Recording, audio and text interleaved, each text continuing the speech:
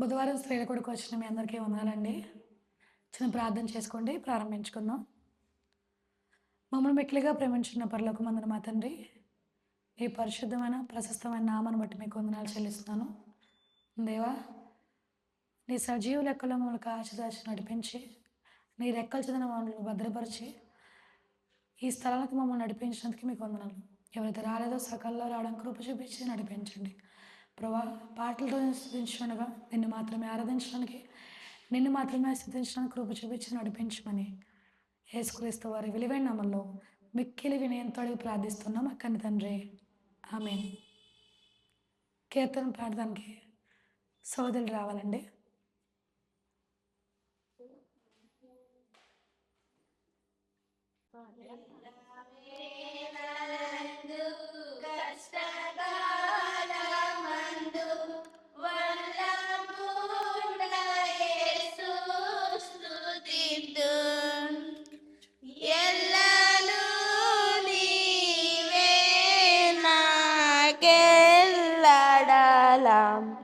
వల్ల పడదే వివరింప ఎల్లను నీవే నాకెల్లడలం వల్ల పడదే వివరింప విమోచకుడా విమోచన నీవే రక్షకుడవు నా రక్షణ నీవే విమోచకుడా విమోచన నీవే రక్షకుడవు నా రక్షణ నీవే ఎల్లా వేళలందు కష్టకాలమందు వల్లభుండ యేసు స్తుతింతున్ ఎల్లను నీవే నాకెల్లడలం పడదే వివరింప జ్ఞానము నీవే నా పానము నీవే దానము నీవే నా గానము నీవే జ్ఞానము నీవే నా పానము నీవే దానము నీవే నా గానము నీవే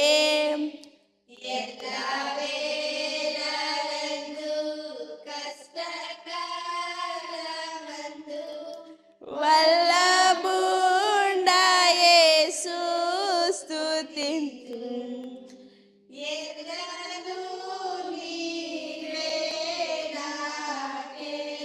నాకెల్లడలం వల్ల పడదే వివరింప జ్యోతియు నీవే నా నీతియు నీవే ఆదియు నీవే నా అంతము నీవే జ్యోతియు నీవే నా నీతియు నీవే ఆదియు నీవే నా అంతము నీవే ఎల్ల వేళలందు కష్టకాలమందు వల్లభుండ యేసు స్తుతింతు ఎల్లను నీవే నాకెల్లడలం వల్ల పడదే వివరింప నిత్యుడా నీవే నా సత్యుడా నీవే స్తోత్రము నీవే నా నేత్రము నీవే నిత్యుడా నీవే నా సత్యుడా నీవే స్తోత్రము నీ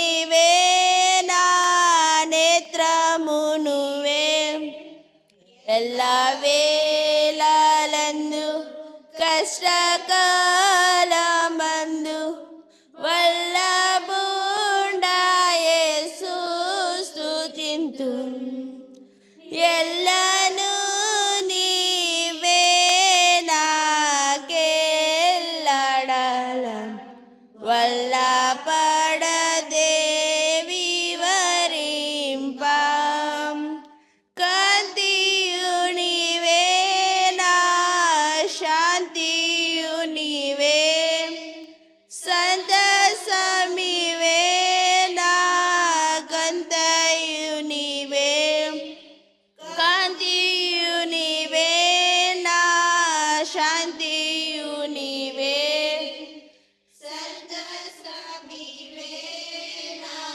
కంతయు నీవే ఎల్ల వేళలందు కష్టకాలమందు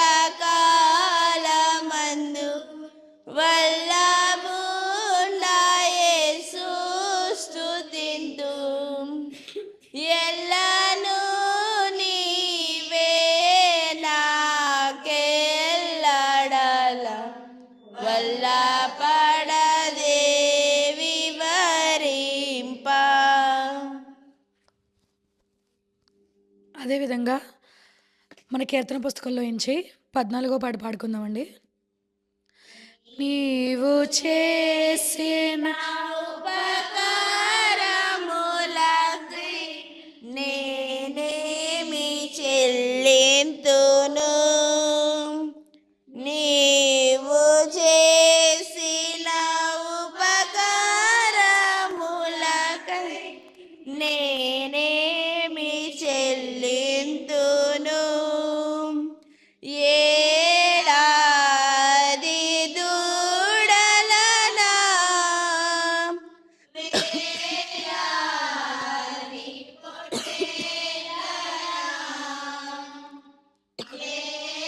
ఏడాది దూడలనా వేలాది పొట్టేలనా నీవు చేసిన ఉపకారములకై నేనేమి చెల్లింతును వేలాది నదులంతా విస్తార తైలము మీకిచ్చిన చాలునా వేలాది నదులంతా విస్తార తైలము నీకిచ్చిన చాలునా గర్భఫలమైన నా జ్యేష్ఠ పుత్రుని నీకిచ్చిన తీరునా గర్భఫలమైన నా జ్యేష్ఠ పుత్రుని నీకిచ్చిన తీరునా నీవు చేసిన ఉపకారములకై నేనేమి చెల్లింతును మరణ పాత్రుడనైయున్న నాకై మరణించితివ సిలువలో మరణ పాత్రుడనైయున్న నాకై మరణించితివి సిలువలో కరుణ చూపి నీ జీవ మార్గాన నడిపించుము యేసయ్యా కరుణ చూపి నీ జీవ మార్గము నడిపించుము యేసయ్యా నీవు చేసిన ఉపకారములకై నేనేమి చెల్లింతును విరిగి నలిగిన బలియాగములను నా హృదయమర్పింతును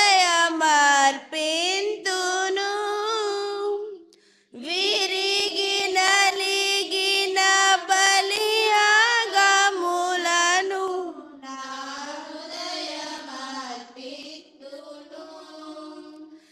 రక్షణ పాత్రను చేబూని నిత్యము నిన్ను వెంబడించేదను. రక్షణ పాత్రను చేబూని నిత్యము నిన్ను వెంబడించేదను. నీవు చేసిన ఉపకారములకై నేనేమి చెల్లింతును. చక్కగా పాడి వినిపించిన సహోదరులకి వందాలండి. వాక్యం ధ్యానించుకుందాం. ముందుగా చిన్న ప్రార్థన చేసుకోండి, మొదలు పెట్టుకోవచ్చు. మమ్మల్ని మిక్కిలిగా ప్రేమించుకున్న పరలోకమందు మా తండ్రి, మీ పరిశుద్ధమైన నామమును బట్టి మీకు వందనాలు చెల్లిస్తున్నాను ప్రభా. ఈరోజు నువ్వు మాతో మాట్లాడుతున్నావు ప్రభా, అందుని బట్టి మీకు వందనాలు. ఏ హృదయానికి ఏ వాక్యం అయితే కావాలో మాట్లాడేదే నేను కానీ ప్రభా, మీరు కాదని నీ వాక్యం చెప్తుంది. అవును ప్రభా, నీ పక్షం నేను నిలబడ్డాను, అంతేగాని మాట్లాడించుకుంది నువ్వే తండ్రి. ఇక్కడ కూర్చున్న ఈరోజు మా అందరితో నువ్వే మాట్లాడమని, నువ్వు మాట్లాడితే ప్రయోజనకరంగా ఉంటుంది, నువ్వు మాట్లాడితే మా హృదయాలకి మేలుకరంగా ఉంటుంది, మా జీవితాల్లో ప్రభావ వెలుగునిచ్చింది ప్రభా. అందులో బట్టి మీకు వందనాలు ప్రభా. తండ్రి నేను వినగలిగే చెవులిచ్చి శ్రద్ధగా ఆసక్తిగా ప్రభా తనని వీళ్ళకి సహాయం తెచ్చేయమని యేసుక్రీస్తు వారి విలువైన నామములో మిక్కిలి వినయంతో ప్రార్థిస్తున్నాం కానీ తండ్రి, ఆమేన్. పోయిన వారం ఎవరి కోసం నేర్చుకున్నామండి మనం? జ్ఞాపకం ఉంది ఎవరికైనా? చెప్పాలి.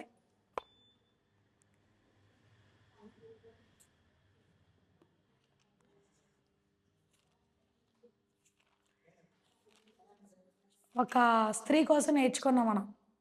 ఆమె ఏం చేసింది అని చెప్పి ఒక స్త్రీ కోసం నేర్చుకున్నాం కదా, మర్చిపోయారా?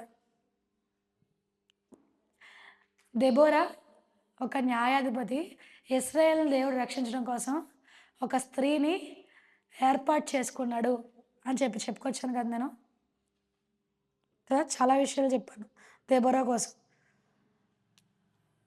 దేవుడు ఇశ్రాయేలు మాట వినకపోయినప్పటి నుంచి వాళ్ళు ఏం చేస్తూ వచ్చారు? పాపం చేయడం, మళ్ళీ దేవుడికి మొరపెట్టడం, దేవుడు మళ్ళీ వాళ్ళ మొర ఆలకించడం, మళ్ళీ ఒక న్యాయాధిపతిని ఏర్పాటు చేసుకోవడం, ఇలాగ వాళ్ళు తరచూ ఏం చేస్తూ వచ్చారు? పాపం చేస్తూ వచ్చారు. కానీ వాళ్ళ దేవుడి దృష్టి వాళ్ళ మీద ఉంది అని నేను చెప్పాను కదా. ఆయన కోపము నిమిషం మాత్రమే ఉంటుందంట, కానీ ఆయన దయ ఆయుష్కాలం అంతా ఉంటుంది.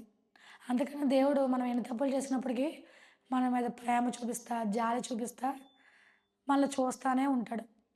ఎన్నిసార్లు చెప్పినా మాట వింటలేదని మనం ఏం చేస్తాం? మన బిడ్డల్ని ఒక్కడేస్తాం కదా వినకపోతే.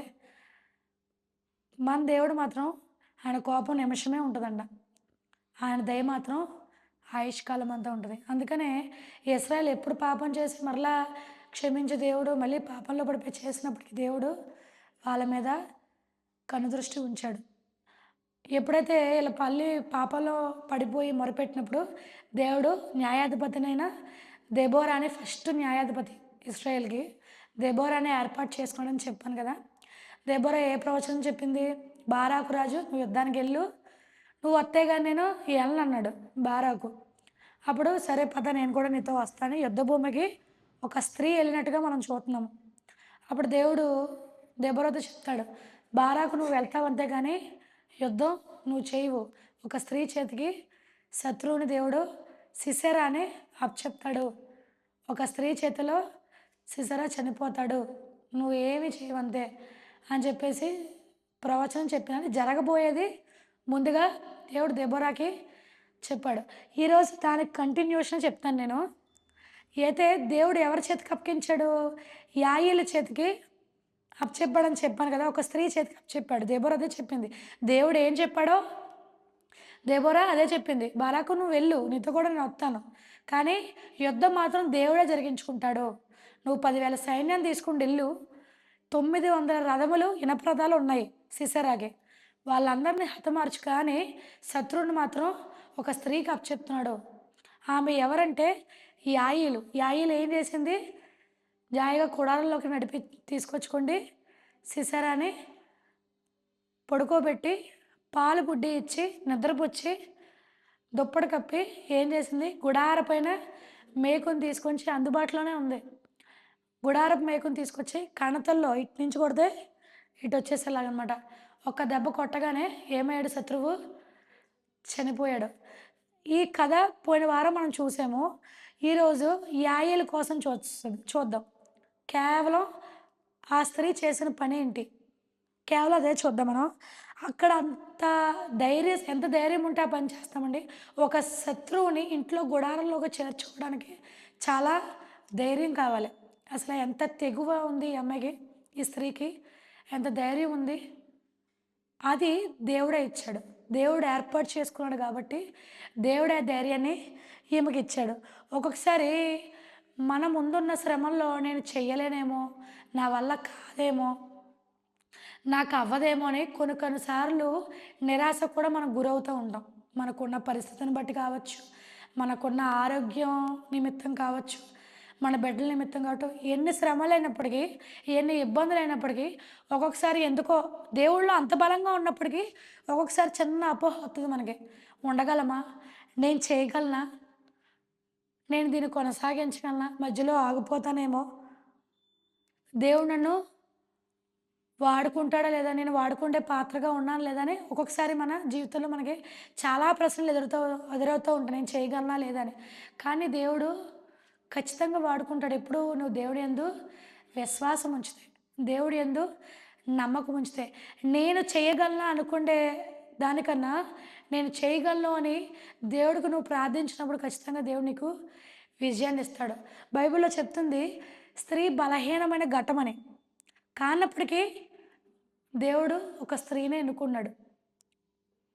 దేవుని దృష్టిలో ఆడవాళ్ళు లేరు, పురుషులను లేదు, స్త్రీలను లేదు, అందరూ సమానమే. బలహీనమైన ఘటం అయినప్పటికీ దేవుడు స్త్రీని ఎందుకు ఏర్పరచుకున్నాడు? వాళ్ళని ఏం తక్కువ చేయలేదు దేవుడు. మన పోయిన వారంలో మిరియాముని చూసుకున్నాం కదా మనం. మిరియాము న్యాయాధిపతిగా ఉండి, ప్రవక్తగా ఉండి, ఇశ్రాయేల్ చక్క పాటలు పాడుకుంటా గాయకురాలుగా ఇశ్రాయేల్ జనాన్ని నడిపించడంలో మన స్త్రీ పాత్రగా మనం చూసాం కదా. అలాగా చాలామంది ద్వారకా ఉంది, అబిగయలు ఉంది. అలాగా స్త్రీలు దేవుడు చాలా ప్రాముఖ్యత ఇచ్చాడు. స్త్రీల్లో ఏమాత్రం తక్కువగా తీసిపడలేదు. కానీ ఇక్కడ ఇంత గొప్ప కార్యం చేయడానికి యాయేలుని వాడుకోవడానంటే ఆమె ఎలాగుంది? చాలా ధన్యురాలుగా ఉంది. అది నేను చెప్తున్న మాట కాదు, చూద్దాం మనం. అయితే ఆమె అంత ధైర్యవంతురాలు. దేవుడు ముందు మనుషుల్ని, హృదయాల్ని దేవుడు చూస్తాడు. నువ్వు నిన్ను వాడుకోవడానికి దేవుడు నీలో ఏం చూస్తాడంటే, ఆయన భయభక్తులు కలిగి ఉన్నావా, దేవుడు జ్ఞానం అప్పుడు నీకే ఇస్తాడు. ఎప్పుడైతే నిన్ను ఎన్నుకున్నాడో నడిపించగలేడండి ఆయన. నిన్ను ఎన్నుకున్నాడు అంటే నిన్ను నడిపించడానికి ఆయన నీకు సహాయం చేస్తాడని అర్థం. అప్పుడు మోషేని ఎన్నుకున్నాడు దేవుడు, నా వల్ల కాదన్నాడు. అప్పుడు దేవుడు ఏం చేశాడు? నువ్వు పద, నీ వెనకాల నేను ఉంటాను. దేవుడు నిన్ను ఏర్పాటు చేసుకున్నప్పుడు, నీకు ఒక అవకాశం ఇచ్చినప్పుడు, నా వల్ల కాదు, నీ వల్ల కాదని ఆయనకి తెలియదండి కదా. సమస్తం ఎరిగిన దేవుడు, ఆయనకి తెలుసు అన్నీ. నువ్వు చేయగలవో తెలుసు, నువ్వు చేయలేవో తెలుసు. ఆయన ఏర్పరచుకున్నాక నేను చేయలేదు అనకూడదు. దేవుడు ఒక అవకాశం ఇచ్చినప్పుడు, ఆయన నీకు ఒక పని చెప్పినప్పుడు ఆయన నీకు తోడుంటాడని నమ్మాలి మనం. తోడున్నప్పుడు మనం దాన్ని నెరవేర్చగలం అని చూడాలి. చూద్దాము న్యాయాధిపతులు 4వ అధ్యాయం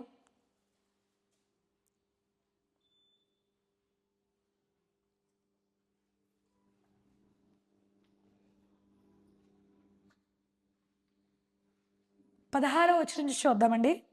201వ పేజీ. బారాకు ఆ రథములను సేనను అన్యుల హరోషేతు వరకు తరుముగా సిసెరా యొక్క సర్వసేనయు కత్తివాత కూలెను. అర్థమైపోయింది సిసెరాకే. మొత్తం నా చుట్టుపక్కల ఉన్న వాళ్ళందరూ కత్తివాత చనిపోయారు. ఇంకేం చేశాడు? రథం దిగి పరిగెత్తాడు అనమాట. ఎక్కడికి? కత్తివాత కూలెను, ఒక్కడైనను మిగిలి ఉండలేదు. హజోరు రాజైన యాబీనుకును కయనీయుడైన హేబేరు వంశస్థులకును సమాధానము కలిగి ఉండను గనుక సిసెరా కాలినడకను కయనీయుడగు హేబేరు భార్య అయిన యాయేలు గుడారమునకు పారిపోయిన. మీరు ఇక్కడ కూడా గమనించాలి. ఇక్కడ యాయేలు ఇశ్రాయేలు కాదు, ఇశ్రాయేల్లో ఒకరిది కాదు. అంటే దేవుడు మనిషి కాదు ఇక్కడ. అర్థమైందా మీకు? ఇక్కడ చెప్తున్నాడు దేవుడు. ఇక్కడ గ్రంథంలో ఉంది 17వ వచనంలో. హజోర్ రాజైన యాబీనుకును కయనీయుడైన హేబేరు వంశస్థులైన సమాధానం కలియుడు. అంటే సిసెరా భర్త కయనీయుడు, ఆమెకిను ఈ రాజు అనే యాబీనుకును సమాధానం ఉందంట. అంటే ఏంటి? వాళ్ళిద్దరికీ ముందే ఇదివరకే తెలుసు. అంటే ఇశ్రాయేలీలు కాదు, ఈ యాయేలు ఇశ్రాయేలు కాదు, ముందే సమాధానం కలిగి ఉంది కాబట్టే సిసెరా ఆమె దగ్గరకు వెళ్ళడానికే ఆలోచించలేదు. ఇక్కడ మీకు బాగా స్టడీ చేస్తే అర్థమైద్ది. ఆ గొడవల్లోకి ఎందుకు వెళ్ళాడు మనకు అనిపించింది.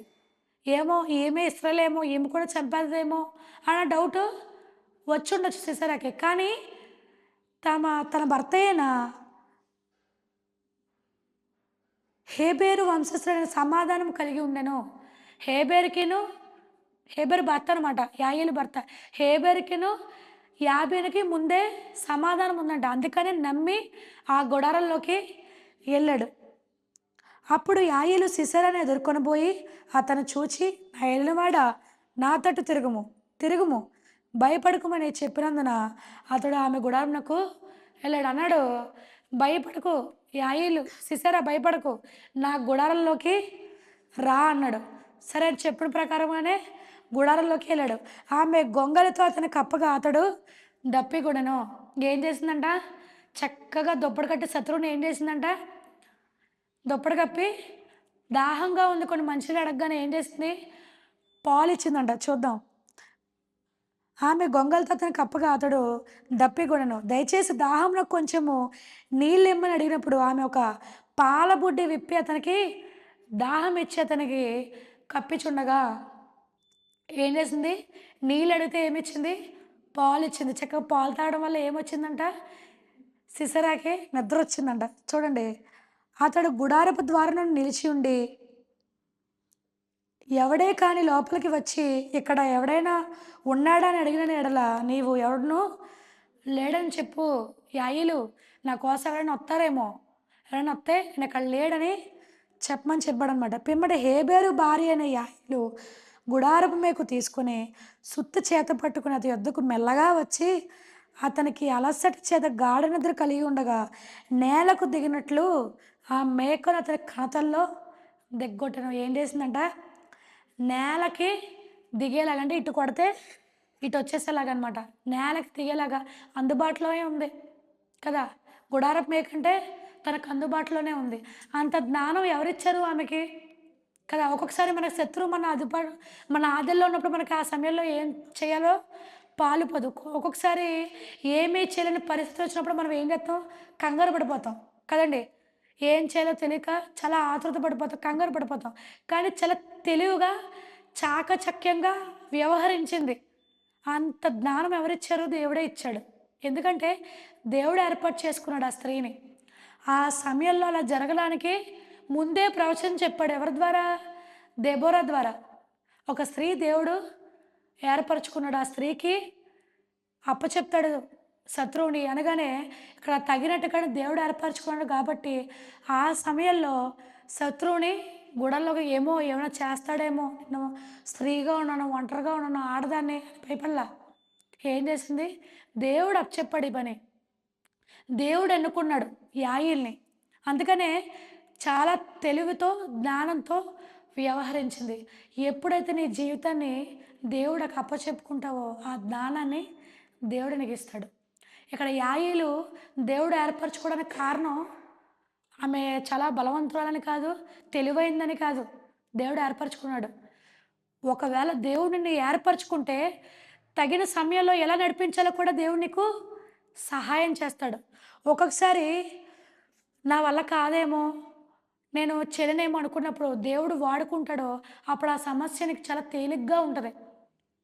అంత జ్ఞానం నీకు దేవుడే ఇస్తాడు. ఇక్కడ యాయేలుని ఎలా వాడుకున్నాడు దేవుడు, మన జీవితంలో కూడా మనల్ని దేవుడు వాడుకుంటాడు. ఎప్పుడు? నీ హృదయాన్ని ఆయనకి ఇచ్చినప్పుడు.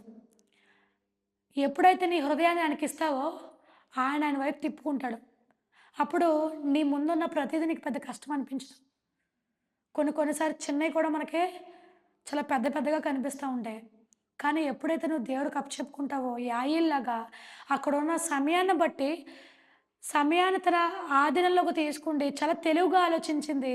ఆ జ్ఞానం దేవుడే ఇచ్చాడు కాబట్టి, నీ జీవితంలో కూడా నీ పరిస్థితులు కావచ్చు, నీకు ఆర్థిక ఇబ్బందులు కావచ్చు, నీ కుటుంబంలో ఇరుకుల ఇబ్బందులు కావచ్చు, దేవుడికి అప్పచెప్పుకుంటే దేవుడు తగిన జ్ఞానాన్ని ఇచ్చి, ఆ సమయంలో నువ్వు ఎలా వ్యవహరించాలో దేవుడు నీకు తగిన జ్ఞానాన్ని ఇచ్చి నడిపిస్తాడు.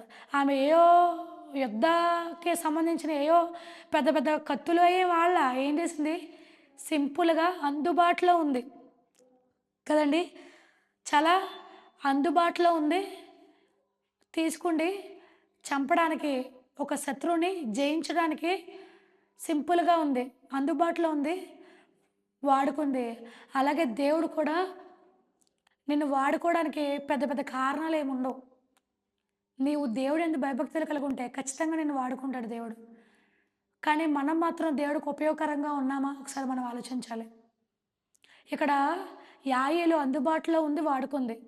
సుత్తి, గుడారపు మేకునిచ్చుకొని సుత్తినిచ్చుకోండి. తన వాడుకలో ఉంది, అందుబాటులో ఉంది, తను వాడుకుంది. ఈరోజు మనం దేవుడు మనకు అందుబాటులోనే ఉన్నాడు, మనకు గ్రహించడానికి. అంటాడు, నేను ఎల్లప్పుడూ మీకు అనుకువగానే ఉన్నాను, ఎల్లప్పుడూ మీకు అందుబాటులో ఉన్నాను. కానీ మనమే దేవుణ్ణి స్వీకరించట్లేదు. ఇప్పుడు చాలా సువార్తలు వచ్చినాయి కదా! చాలా అందుబాటులోకి చాలా సువార్తలు వచ్చాయి. చాలా ఇదివరకు అరుదు. ఇప్పుడు చాలా మీటింగులు పెడుతున్నారు, బహిరంగ దేవుడి కోసం చెప్తున్నారు. ఎన్నో చర్చిలు ఉన్నాయి. ఇదివరకు దేవుడి కోసం చాలా తక్కువగా ఉండేది తెలుసుకోవడానికి. ఇప్పుడు చాలా అవకాశాలు ఉన్నప్పటికీ మనం దేవుణ్ణి నిర్లక్ష్యం చేస్తున్నాం. ఇక్కడ చాలా చాకచక్యంగా వ్యవహరించింది యాయేలు. అలాగే మన యాయేలు నుంచి మనం కూడా నేర్చుకోవాలి. మన జీవితంలో ఎటువంటి సమస్య ఉన్నప్పటికీ ఎలా వ్యవహరించాలని తగిన జ్ఞానం దేవుడు ఇవ్వాలంటే నీ హృదయాన్ని దేవుడికి ఇవ్వాలన్నమాట. ఇంకొకటి చూద్దాం మనం. ముందుగా దేవుడు నీకు ఒక అవకాశం ఇస్తాడు. యాయేలుకు కూడా అవకాశం ఇచ్చాడు. ఎలాంటి అవకాశం? శత్రువుని హతమార్చే అవకాశం. అంత ధైర్యాన్ని దేవుడు ఈ యాయేలుకి ఇచ్చాడు. మనకు కూడా మన జీవితంలో దేవుడు మనకు ఒక అవకాశాన్ని ఇస్తాడు. మనం మాత్రం మన దగ్గరున్నవి వదిలేసి లేని వాటి కోసమే పాకులాడతాం కదండి. మన దగ్గరున్న దానికి వదిలేసి లేని వాటి కోసం ఆశపడుతూ ఉంటాం. కానీ దేవుడు ఎలాగైతే యాయేలుకు ఒక అవకాశం ఇచ్చాడో మన జీవితంలో కూడా మనకి అవకాశాలు ఇస్తాడు. ఆ అవకాశాలను వినియోగించుకుని ఎప్పుడైతే దేవుడి దగ్గరికి వస్తావో నువ్వు, అప్పుడు చాలా అద్భుత కార్యాలు మన జీవితంలో మనం చూడొచ్చు. ఇక్కడ యాయేలు చూద్దాము. 22వ వచనం. అతడు చచ్చిన ఎప్పుడైతే గాఢ నిద్ర కలిగి ఉన్నప్పుడు మేకులతో కణతల్లో దిగిపోయేలా కొట్టిందో అతడు ఏం చేశాడంట? చచ్చిన. బారాకు సిసెరను తరుముచుండగా యాయేలు అతను ఎదుర్కొని పోయి, రమ్ము, నీవు వెదుగుచున్న మనుషుడు నీకు చూపించేదనగా అతడు వచ్చినప్పుడు సిసెరా చచ్చిపడి ఉండెను. ఆ మేకు అతని కణతల్లో ఉండెను. ఈమె ఒక అన్యురాలని చెప్పాను కదా. ఇప్పుడు ఇశ్రాయేలు కాదు ఈమె, దేవుడు మనిషి కాదు. అన్యురాలను కూడా దేవుడు వాడుకున్నట్టుగా మనం ఇక్కడ చూస్తున్నాం. ఇక పైన మీకు 17వ వచనంలో చూపిస్తా. ఆమె ఎవరంట? కయీనీయుడైన హేబెరు భార్య ఆమె, యాయేలు. అయితే ఒక అన్యురాలను దేవుడు వాడుకున్నాడు. ఆ అన్యురాలైనా సరే దేవుడు తీసిపోలేదు. యేసుక్రీస్తు అందరికీ ప్రభు, కేవలం క్రైస్తవులకే కాదు. ఆయన కనుదృష్టి అన్యుల మీద కూడా ఉంది. కాబట్టి దేవుడు అన్యురాలను ఏర్పరచుకున్నాడు. అలాగే కోరేషు రాజును కూడా మనం శుక్రవారం బైబిల్ స్టడీలో చూసే ఎజ్రా గ్రంథంలో కోరేషు రాజుని ఏర్పరచుకుని ఎప్పటి నుంచో చెరలో ఉన్న వాళ్ళని ఇశ్రాయేలుని విడిపించడానికి అన్యుడైన కోరేషు రాజుని ఏర్పరచుకున్నాడు దేవుడు. అన్యుల నుంచి ఏర్పరచుకున్న దేవుడు, దేవుడు అడిగిన మనల్ని ఏర్పరచుకోడా కదండి. అన్యులే దేవుడు అన్యుల వంక చూసినప్పుడు మన వంక చూడ్డా. కాబట్టి మనం కూడా మన వంక చూడాలంటే దేవుడికి మనం ఏం చేయాలి? అనుకూలంగా జీవించాలి. దేవుడికి ఎల్లప్పుడూ ప్రార్థన చేసి దేవుడికి సన్నిహితంగా ఉంటే ఖచ్చితంగా దేవుడు నిన్ను ఏర్పరచుకుంటాడు. యాయేలులాగా ఖచ్చితంగా దేవుడు నిన్ను ఒక సాధనంగా వాడుకుంటాడు. అలాగే నువ్వు కూడా ఆయన కోసం పనిచేసే వాళ్ళుగా ఉండాలి. మనం ఎవరికైతే అందుబాటులో ఉన్న వాళ్ళకి సువార్త చెప్పాలి. అప్పుడు దేవుడి పని నువ్వు చేయడానికి దేవుడు నిన్ను వాడుకుంటాడు ఖచ్చితంగా. అటు రీతిగానే 5వ వచనం, 5వ అధ్యాయం 24వ వచనం చూద్దామండి. యాయేలు ఎలా కనిపిస్తుందంటే 24వ వచనం. కయీనీయుడనే హేబెరు భార్య యాయేలు స్త్రీల్లో దీవెన పొందిందంట. ఈ విజయం అయిపోయిన తర్వాత 5వ అధ్యాయం అంతా విజయం వచ్చినందుకు, గెలిచినందుకు కీర్తనలు పాడతారు. ఆ కీర్తనలోనే యాయేలు కోసం చెప్తుంది దెబోరా. ఏమని? స్త్రీల్లో నువ్వు దీవెన పొందిన దానివి. గుడారంలో నుండి స్త్రీల్లో ఆమె దీవెన నొందును. అతడు దాహమును కడిగెను. ఆమె పాలు తెచ్చి ఇచ్చెను. సర్దారులకు తగిన పాత్రతో మేగడ తెచ్చి ఇచ్చెను. ఆమె మేకును చేత పట్టుకునెను. పనిచేతను సుత్తెను కుడి చేత పట్టుకుని సిసెర కొట్టెను. అతని తలను ఆమె పగులగొట్టెను. ఆమె అతని తలతో సుత్తితో కొట్టగా అది పగిలెను. అతడు ఆమె కాళ్ళ యొద్ద కృంగిపడి పరుండెను. ఆమె కాళ్ళ యొద్ద కృంగిపడెను. అతడు ఎక్కడ కృంగెనో అక్కడనే పడి చచ్చెను. ఎంత గొప్ప శత్రువైనప్పటికీ దేవుని చేతికి ఖచ్చితంగా అప్పగిస్తాడు. ఎప్పుడు? దేవుడికి ఒక అవకాశం. నువ్వు ఎప్పుడైతే దేవుడు ఎందుకు భయభక్తులు కలిగి ఉంటావో ఇప్పుడు దేవుడు నీకు ఒక అవకాశం ఇస్తాడు. ఇక్కడ దేవుడు ఒక పని నీకు ఇస్తే దాన్ని ఎలా చేయాలో కూడా సామర్థ్యాన్ని కూడా దేవునికి ఇస్తాడు. ఇక్కడ యాయేలుకు ఒక పని చెప్పాడు, దాన్ని ఎలా చేయాలో కూడా దేవుడే చెప్పాడు. నీ జీవితంలో దేవుడు కూడా నీకు ఒక పని చెప్పినప్పుడు అది నా వల్ల కాదేమనుకుంటావేమో, దాన్ని ఎలా చేయాలో కూడా దేవుడు నీకు తెలివితేటలనే దేవుడు నీకు ఇస్తాడనమాట. నీ దగ్గరున్న వాటికే ఉపయోగించింది. చాలాసార్లు యాయేలులాగా మనం కంగారు పడతామేమో, దేవుడు ఎందుకు భయభక్తులుకుంటే తగిన జ్ఞానాన్ని దేవుడు ఇస్తాడు. అలాగే యాయేలుని ఒక పాత్రగా వాడుకున్నాడు. ఇశ్రాయేలుని రక్షించడానికి దేవుడు ఒక పాత్రగా వాడుకున్నాడు యాయేలుని. ఈరోజు కూడా మనం దేవుడు నిన్ను వాడుకోవాలంటే దేవుడికి ఇష్టమైన రీతిగా నువ్వు జీవిస్తున్నావా? స్త్రీ బలహీనమైన ఘట్టమైనప్పటికీ దేవుడు ఏమాత్రం తీసి పడేయలేదు స్త్రీల్ని. అలాగే నీ జీవితంలో ఒక పాత్రగా నిన్ను మలుచుకోవాలంటే, ఒక చక్కగా పాత్రగా మలిచి వాడుకోవాలంటే, నీవు దేవుడికి ఎప్పుడైతే నీ జీవితాన్ని ఇస్తావో దేవుడు నిన్ను చక్కగా వాడుకుంటాడు అనమాట. అప్పుడు నీవు ఆ ఘనత, అంతే కదండి, ఒక పాత్ర ఎప్పుడైతే తీర్చిదిద్దుతారో అప్పుడు దానికి ఘనత వస్తుంది. అందుకు కాబట్టి దేవుడి జీవితంలో, నీ జీవితంలో దేవుడు ఎప్పుడైతే నిన్ను వాడుకుంటాడో అప్పుడు, ఇప్పుడు ఈ పని చేయడం వల్ల యాయేలుకు గొప్ప రాలే, ఇశ్రాయేలుకి ఏం గొప్ప రాలే. ఎవరికి వచ్చింది? ఆ ఘనత మహిమ దేవునికే వచ్చింది. కేవలం ఒక పాత్రగా యాయేలుని వాడుకున్నాడంతే. దేవుడు యాయేలుని ఏమన్నాడు? స్త్రీలలో నీవు దీవెన కొత్త నిబంధనలు చూసుకుంటే దీవెన పొందావని ఎవరన్నాడు దేవుడు? మరియ అన్నాడు కదా, స్త్రీలలో నీవు ఆశీర్వదింపబడిన వాడివి, దీవెన పొందిన దానివి అని చెప్పేసి కొత్త నిబంధనలో మరియ అని ఎలాగైతే అన్నాడో, ఈరోజు మన జీవితంలో కూడా మనం జ్ఞాపకం చేసుకున్నాం. దేవుడు ఒక పాత్రగా యాయేలుని వాడుకున్నాడు. మరి మన జీవితంలో మరి మనల్ని ఎలా వాడుకుంటాడు దేవుడు? నీ జీవితాన్ని దేవుడి చేతిలో పెడతాను కదా, అప్పుడు దేవుడు నిన్ను వాడుకుంటాడు కదా.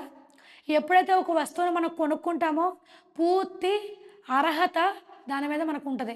కాబట్టి నీ జీవితాన్ని ఎప్పుడైతే దేవుడికి ఇస్తావో అప్పుడు దేవుడు పని ప్రారంభమవుతుంది. నీ జీవితాన్ని దేవుడికి అప్పచెప్పలేనప్పుడు ఆయన ఎలా అద్భుత కార్యాలు చేయగలడు, ఎలా ఆశ్చర్యకార్యాలు చేయగలడు. కాబట్టి ఈరోజు యాయేలు ద్వారా నేర్చుకుందాం. యాయేలు దేవుడికి అనుకూలంగా ఉంది కాబట్టి దేవుడు ఎన్నుకొని ఒక అవకాశం ఇచ్చి ఆమె ద్వారా శత్రువుని జయించడానికి అవకాశం ఇచ్చాడు. ఈరోజు యాయేలులాగా మన జీవితంలో కూడా మనం దేవుడికి ఇద్దాము ఒక అవకాశం. అప్పుడు దేవుడు మనకి ఇస్తాడు. నీవు నీ జీవితాన్ని ఎప్పుడైతే దేవుడి చేతిలో పెడతావు, ఆయన ఒక పాత్రగా వాడుకున్నాడు. అప్పుడు నీకు మహిమ వచ్చిద్ది, అప్పుడు నీకు ఘనత వచ్చిద్ది. ఇక్కడ ఎలాగైతే పాత్రగా వాడుకున్నాడో దేవుడికి మహిమ వచ్చింది యాయేలుని వాడుకుంటే. కాబట్టి మన జీవితంలో కూడా దేవుడు మనల్ని వాడుకోవాలని ప్రార్థన చేసుకుందాం. దేవుడు ఈ వాక్యం ద్వారా మనతో ఈరోజు మాట్లాడుతున్నాడు. ప్రభువా, నేను వాడుకునే పాత్రగా లేనేమో, ఎన్నాళ్ళు సన్నిధికి వస్తున్నాను కానీ నా నుంచి ఎటువంటి ప్రయోజనం లేదేమో, నీకు ఉపయోగపడని దానిగా నేను ఉన్నానేమో, ఎందుకు పనికిరాని పాత్రగా నేను ఉన్నానేమో. ప్రభువా, నన్ను ఒక పనికొచ్చే పాత్రగా మార్చుకో. నాకు కూడా ఒక అవకాశం ఇవ్వు. యాయిలకి ఎలాగైతే ఒక అవకాశం ఇచ్చావో, మాకు కూడా ఒక అవకాశం ఇవ్వు అని చెప్పి మనం ఈ రాత్రికాల సమయంలో దేవుడిని అడుగుదాము. ఎప్పుడైతే ఇశ్రాయేలు ప్రతిసారి తప్పు చేసి దేవుడికి ఇచ్చిన అవకాశాన్ని కోల్పోతున్నారో చూద్దాము. న్యాయాధిపతులు 18వ అధ్యాయం చేద్దాం ఒకసారి. మీకు అర్థమవడం కోసం చిన్న మాట చదివి నేను ముగిస్తాను. న్యాయాధిపతులు 18:1 చూద్దాం. ఆ దినముల్లో ఇశ్రాయేలుకు రాజు లేడు. 19లో చూద్దాం. 19వ అధ్యాయం. ఇశ్రాయేలుకు రాజు లేని దినములలో, మళ్ళీ 21వ అధ్యాయం చూద్దాం. 21 లాస్ట్ 25 చూద్దాం. ఆ దినములలో ఇశ్రాయేలుకు రాజు లేడు, ప్రతి వాడును తన ఇష్టానుసారంగా ప్రవర్తించు వచ్చెను. ఇక్కడ ఇశ్రాయేలు ఏం చేశారంటే, ఇప్పుడు మనం 18లో చూసాం ఆ దినముల్లో ఇశ్రాయేలుకి రాజు లేడు. 19లో చూసాం, 21లో చూసాం. ఎప్పుడైతే దేవుడు మోషే అయిపోయిన తర్వాత ఎవరిని ఏర్పరచుకున్నాడు? యెహోషువని ఏర్పరచుకున్నాడు. యెహోషువ కూడా మరణించిన తర్వాత ఆ దినముల్లో రాజు లేడు. అదే చెప్తుంది ఇక్కడ. యెహోషువ అయిపోయింది, న్యాయాధిపతులకు వచ్చాము. న్యాయాధిపతుల్లో రాజు లేడు, ఆ దినముల్లో రాజు లేడు. కాబట్టి ఎవరి ఇష్టానుసారంగా వారి ఇష్టానుసారంగా వీళ్ళు ప్రవర్తించారు. కాబట్టి మనం చూసుకుంటే న్యాయాధిపతుల తర్వాత ఏంటండి? న్యాయాధిపతుల తర్వాత రూతు తర్వాత ఎస్తేరు. ఇక్కడ ఎస్తేరు తర్వాత సమూయేలు వచ్చింది. ఈ కాలమంతా న్యాయాధిపతుల్లో ఎవ్వరు లేరు. అందుకనే ఇశ్రాయేలు ఎలా ఉన్నారంట? తమకు ఇష్టం వచ్చినట్టు ఇష్టానుసారంగా ప్రవర్తించండి. అప్పుడు సొలొమోనుకు సొలొమోను 1వ అధ్యాయం వచ్చేసరికి, మనం 1వ గ్రంథంలోకి వచ్చేసరికి ఎవరు ఏర్పరచుకుంటాడు? సౌలు రాజుని ఏర్పరచుకుంటాడు. అందుకనే చాలామంది అంటారు న్యాయాధిపతులు, రూతు, ఎస్తేరు ఈ 3 న్యాయాధిపతులే అంటారు. దేవుడు అందుకని ఈ న్యాయాధిపతుల నుంచి ఎస్తేరు గ్రంథం వరకు ఇలా పాపం చేయడం, దేవుడు ఈ న్యాయాధిపతుల్లో ఒక న్యాయాధిపతిని ఏర్పరచుకోవడం, 6 న్యాయాధిపతులు మొరపెడితే మళ్ళీ వీళ్ళు ఏం చేయడం? దేవుడికి మొరపెట్టడం, దేవుడు ఒక న్యాయాధిపతిని ఎన్నుకోవడం, మళ్ళీ వాళ్ళు ఆ రాజు నుంచి యుద్ధాన్ని జయించడం, దేవుడు మళ్ళీ వాళ్ళ చేతికి అప్పచెప్పడం. వీళ్ళు ఎలా చేస్తున్నారంటే ఏదో ఒక సర్కిల్లో అయిపోయింది. పాపం చేయడం, దేవుడికి మొరపెట్టడం, దేవుడు వాళ్ళ వైపు చూడడం, మళ్ళీ వాళ్ళు న్యాయాధిపతి చనిపోవడం, మళ్ళీ దేవుడు వాళ్ళకి ఏమైందంటే ఒక అలవాటుగా మారిపోయింది. పాపం వాళ్ళకి ఒక అలవాటుగా మారిపోయింది. ఈరోజు మనం ఇశ్రాయేల్లాగా ఉంటున్నామా? కదా, మనం కూడా అలాగే ఉంటున్నామండి. ఎప్పుడైనా దేవుడికి అనుకూలంగా ఉండడం, ఏదైనా ఒక శ్రమ రాగానే తప్పిపోవడం, మళ్ళీ దేవుడిని విడిచిపెట్టడం, ఇశ్రాయేల్లాగే మళ్ళీ పాపం చేయడం, అట్రీతిగానే మనం కూడా ఇశ్రాయేల్లాగే వ్యవహరిస్తున్నామా? ఒకసారి జ్ఞాపకం చేసుకుందాం. దేవుడు యాయేలుని ఏర్పాటు చేసుకున్నాడు. ఇప్పుడు మనకి బుద్ధి చెప్పడం కోసం దేవుడు మనకి జీవగ్రంథాన్ని ఇచ్చాడు. జ్ఞాపకం చేసుకుందాం. ప్రతి ఒక్కరిని ఈ రాత్రికాలను ఆలోచిద్దాం. యాయిల్లాగా ఒక పాత్రగా మనం వాడబడాలంటే దేవుడు ఒక తెగువగలగా స్త్రీగా, ఒక తెగించింది, ఒక ధైర్యం కలిగిన స్త్రీగా మనం యాయిల్ని చూడొచ్చు. ఎప్పుడైతే నీ జీవితాన్ని దేవుడికి అప్పగిస్తావో, ఒక పాత్రగా దేవుడు వాడుకుంటాడో, అప్పుడు ఆ పాత్రకే ఘనత వచ్చింది. అట్రీతిగా నీ జీవితంలో కూడా నీకు ఘనత రావాలి, ఆశ్చర్యమైన కార్యాలు చూడాలంటే దేవుడికి ఒక అవకాశం ఇచ్చి చూడు. దేవుడికి ఎప్పుడైతే నీ జీవితాన్ని దేవుడికి అప్పచెప్పుతావో, అప్పుడు దేవుడు నీకు ఒక అవకాశం ఇస్తాడో. కొత్త సంవత్సరం వస్తుంది కదండి. ఎన్ని సంవత్సరాల నుంచి దేవుడు మనల్ని కాచి కాపాడుతూ వచ్చాడో, ఈసారి కొత్త సంవత్సరం నుంచి మనం ఒక తీర్మానం చేసుకుందాం. దేవుడు మనకు ఒక అవకాశం ఇస్తున్నాడు. ఈ నూతన సంవత్సరం దేవుడు మనకు అవకాశం ఇస్తున్నాడు. మనం మునుపటిలాగే స్త్రీలుగానే ఉందామా? ఎన్నో సంవత్సరాలు మన మీద నుంచి దొరుకుతున్నప్పటికీ రోజులు గడిపోతున్నాయి, గంటలు గడిపోతున్నాయి, కాలాలు గడిచిపోతున్నాయి. కానీ మనం మాత్రం మారకుండా ఉంటే దేవుడు మనకి అవకాశం ఇవ్వడం. ఇక్కడ యాయిలకు ఒక అవకాశం ఇచ్చాడు, అది నిరూపించుకుంది, ధైర్యంగా యుద్ధ భూమిలో గెలిచింది. అప్పుడు దాన్ని బట్టి మహిమ ఘనత వచ్చింది.